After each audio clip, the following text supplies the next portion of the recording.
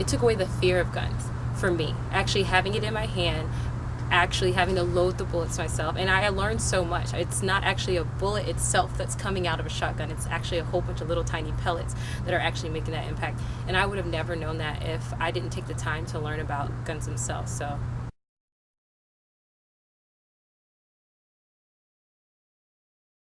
my name is Kyle Copeland. I'm the founder and executive director of the Armed Citizen Project. We're a nonprofit that's focused on educating, training, and arming residents of mid to high crime neighborhoods. I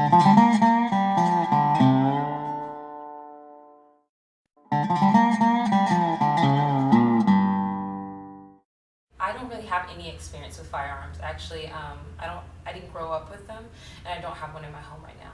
I live in a neighborhood that appears serene, calm. Everybody goes out there, there's kids outside, but it's not necessarily as serene and calm as it seems. The biggest thing for me that motivated me to want to have a gun, or even piqued my interest to have a concealed handgun or just to have a gun in my home, is because I don't want to be left at the mercy of someone who does have a gun. I don't want to be left at the mercy of, even if it's my government or if it's an individual, I don't want to be left at the mercy of someone else to protect my own life. I don't want to have to wait when someone breaks into my home to call 911 and hope that they'll respond quick enough to protect my own life. I want to have the power to protect my own life. And that's part of the reason why I want a gun.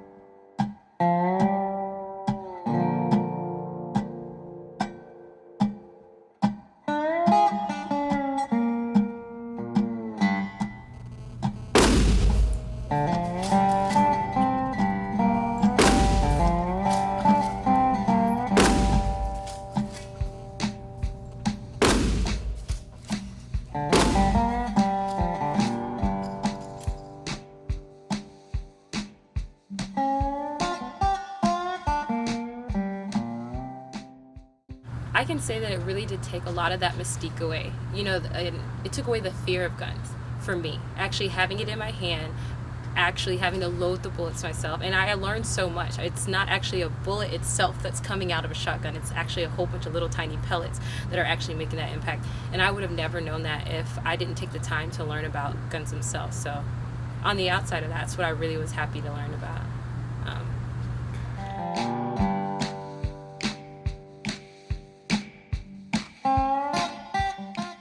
I feel more prepared for a situation. I don't feel any more or less secure. Before, and safety is still something that we can't guarantee. I'm not going to be any less persecuted or apt to be in a dangerous situation than I was before I had the gun. But now that I have it, I believe that I'm going to be able to come out with my life.